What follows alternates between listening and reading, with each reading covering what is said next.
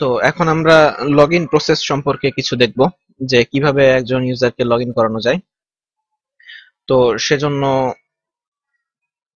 আমাদের যে কোর ফোল্ডারটা ছিল সেখানে আমরা একটা পিএইচপি ডকুমেন্ট তৈরি করছি, যেটার নাম দিলাম হচ্ছে লগইন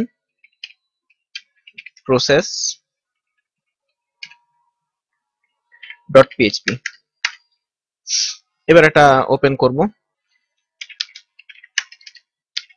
যেহেতু এই লগইন প্রসেস ডট পিএইচপি এই ফাইলের মধ্যেও ডাটাবেজের কাজ থাকবে, এজন্য আমরা ইনক্লুড করব আমাদের যে db.php ছিল সেই ফাইলটাকে। ইনক্লুড করার পর এখন আসলে আমরা কি করব? তো আমাদের কাজ হচ্ছে, যখন একজন ইউজার এসে তার ইউজার নেম অথবা ইমেইল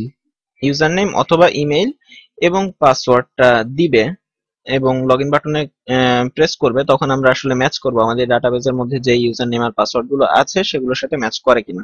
যদি ম্যাচ করে তখন তাকে আমরা লগইন করাবো, আর যদি না করে তাহলে বলবো যে আপনার ইউজার নেম পাসওয়ার্ডটা রং ছিল। তো সেটা করার জন্য আমরা প্রথমে আমাদের যে ইয়েটা আছে, কি বলে, login.html, এটাকে আমরা ওপেন করব। আসলে আমি আমার প্রজেক্টের কাজ এখনই, এটা আসলে আমি আমার প্রজেক্টের কাজের উদ্দেশ্যে কিন্তু এটা করতেছি, জাস্ট আমি শুধু ভিডিও আর আমার ভয়েসটা রেকর্ডিং করতেছি এর সাথে। তো এই জন্য আমার কাজটা কিছুটা স্লো হবে, কারণ এটা কিন্তু আমি আগে ট্রাই করে দেখি নাই যে আমার কাজটা হবে কিনা, বা কিছুই আমি আসলে আগে ট্রাই করি নাই। আমি এখনই এই কাজটা করতেছি এবং লাইভ রেকর্ডিং করতেছি। এই জন্য আমার কাজে ভুল যেতে পারে, কিংবা আমার কাজটা একটু স্লো হতে পারে। যাই হোক, তো আমাদের যেই ফর্মটা ছিল, এই যে ফর্মের মেথড ছিল পোস্ট, আর অ্যাকশনে আমরা দেব core/login process.php, এই লিঙ্কটা আমরা দেব। এবং আমরা যদি আমাদের ইনপুট ফিল্ড গুলো খেয়াল করি, তাহলে এখানে ইনপুট ফিল্ডের নেমটা ছিল হচ্ছে ইউজার নেম, অর্থাৎ এখানে যে ইউজার নেম অথবা ইমেইল, যাই হোক আমরা ইউজার নেমই রাখলাম এই ফিল্ডের নাম, ইউজার নেমটা দেওয়া হবে। এবং যেই পাসওয়ার্ডটা ছিল সেটার নেমটা ছিল হচ্ছে পাসওয়ার্ড, এই নেমটা ছিল পাসওয়ার্ড, আর একটা সাবমিট বাটন ছিল। তো প্রথমেই আমরা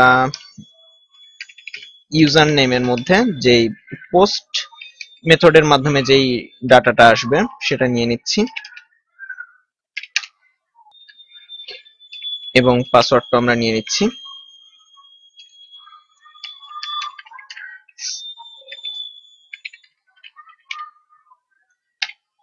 তো আমরা যেটা করেছিলাম সেটা হচ্ছে, আমরা কিন্তু পাসওয়ার্ডটা MD5 হিসেবে সেভ করেছিলাম। তো এইখানেও আমরা আমাদের এই পাসওয়ার্ডটাকে MD5 এ কনভার্ট করে ফেলবো।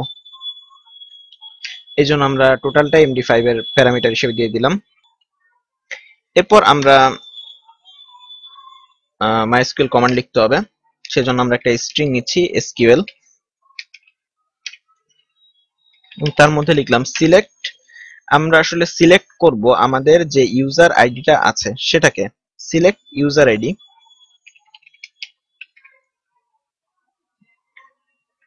ফ্রম, টেবিলের নামটা লিখতে হয় এখানে। ফ্রম, আমাদের টেবিলের নামটা ছিল হচ্ছে ইউজার। আমরা যদি দেখি আমাদের টেবিলের নামটা ছিল ইউজার।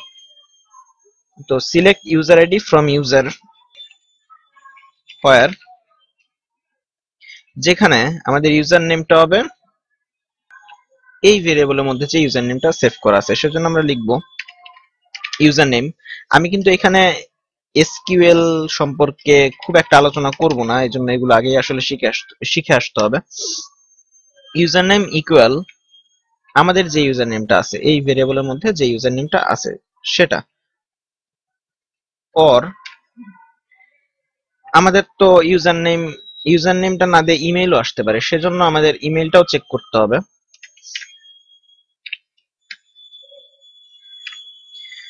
যে ইউজার নেম দিল নাকি ইমেইল দিল, যে কোনো একটা দিলেই আমরা তাকে অ্যাক্সেস দেব। এবং আমাদের যে পাসওয়ার্ডটা আছে সেটা ম্যাচ করতে হবে আমাদের এই পাস ভেরিয়েবলের মধ্যে যে পাসওয়ার্ডটা আছে সেটার সাথে।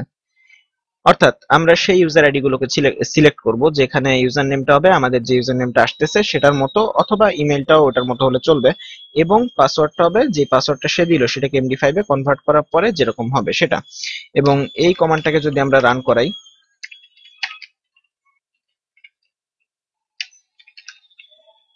এইভাবে আমরা রান করাবো।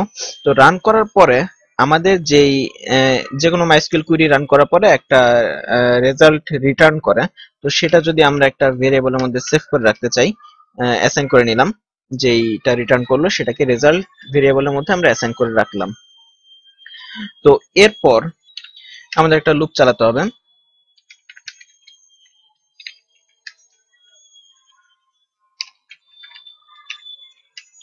MySQL fetch array, এই ফাংশনটা হচ্ছে যে আমাদের যে মাইস্কুয়েল কুইরি ফাংশনটা যেটা রিটার্ন করলো যে রেজাল্টটা, সেটাকে একটা অ্যারেতে কনভার্ট করবে, অ্যারেতে কনভার্ট করে এই রো এর মধ্যে অ্যাসাইন করবে আমাদের এই রেজাল্টটাকে। তো এটা অ্যারেতে কনভার্ট করার পর অ্যারের প্রত্যেকটা এলিমেন্ট একে একে হোয়াইল লুপের মধ্যে অ্যাক্সেস করা হবে। তো আমরা চেক করব যে আমাদের যদি কেউ ভ্যালিড ইউজার নেম এবং পাসওয়ার্ড দেয় তাহলে শুধুমাত্র একটা ফিল্ডই আমাদের রিটার্ন করবে, কারণ ইউজার নেমটা সবারই ইউনিক হবে। এই ইউজার নেম এবং এই পাসওয়ার্ডের জন্য আমাদের এই একটা মাত্র ফিল্ড রিটার্ন করবে। তাহলে আমরা চেক করব যে আসলেই কোনো ফিল্ডটা রিটার্ন করেছে কিনা। যদি ইউজার নেম এবং পাসওয়ার্ড সঠিক না দেয় তাহলে কিন্তু আমাদের এই ডাটাবেস থেকে কোনো ফিল্ড রিটার্ন করবে না, সেক্ষেত্রে আমাদের এই রেজাল্টের মধ্যে নাল ভ্যালু আসবে।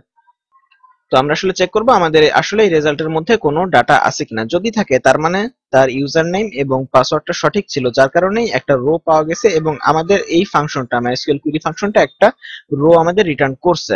যদি আমাদের রো রিটার্ন করে, এখন আমরা চেক করব যে ইফ রো ইউজার আইডি, অর্থাৎ আমরা তো ডাটাবেস থেকে শুধুমাত্র ইউজার আইডিটা সিলেক্ট করেছিলাম, এজন্য এই রো যে অ্যারেটা তৈরি হচ্ছে সেটার মধ্যে ইউজার আইডিটা চলে আসবে। যদি এরকম কোনো ইউজার আইডি থাকে তার মানে সে লগড ইন, তার ইউজার নেম এবং পাসওয়ার্ডটা ম্যাচ করার কারণেই কিন্তু এই রোটা রিটার্ন করছে। তাহলে আমরা আপাতত লিখতেছি যে লগড ইন,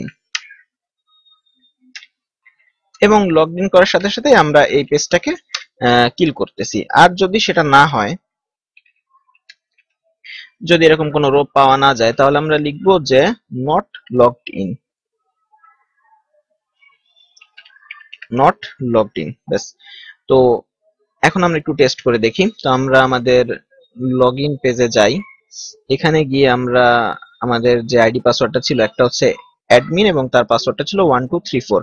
তো এটা যদি আমরা দিই, অ্যাডমিন পাসওয়ার্ডটা হচ্ছে 1234, এবার যদি আমরা লগইন দিই, আচ্ছা এবারও কাজ করলো না। আমি আবার একটু পেজটা রিফ্রেশ করে আবার চেষ্টা করতেছি।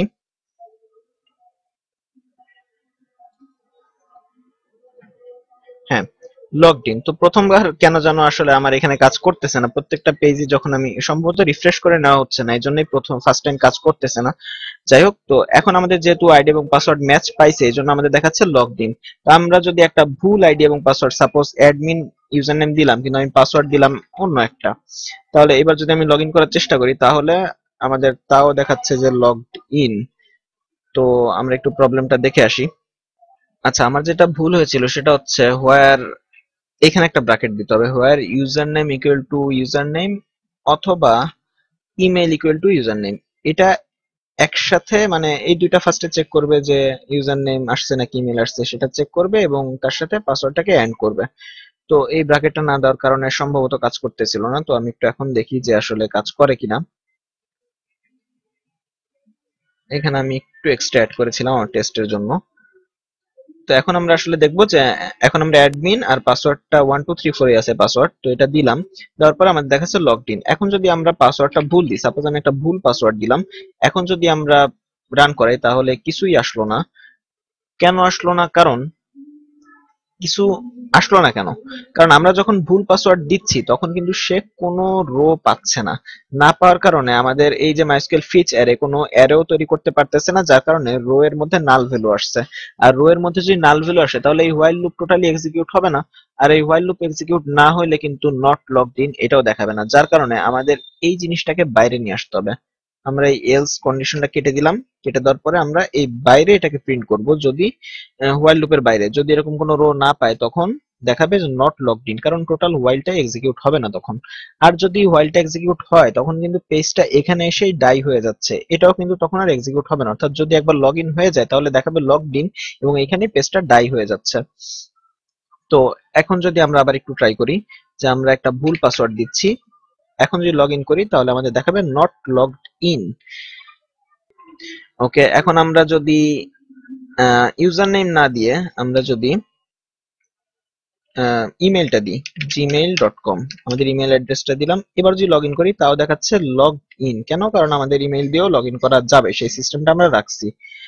এবার যদি আমরা একটা ভুল পাসওয়ার্ড দিই, সরি ভুল ইউজার নেম যদি দিই, যে ইউজার নেমটা আমাদের ডাটাবেজে নাই, সাপোজ আমাদের এই ইউজার নেমটা আমাদের ডাটাবেজে নাই, এখন যদি আমরা লগ ইন করার চেষ্টা করি তাহলে কিন্তু দেখাবে যে নট লগড ইন।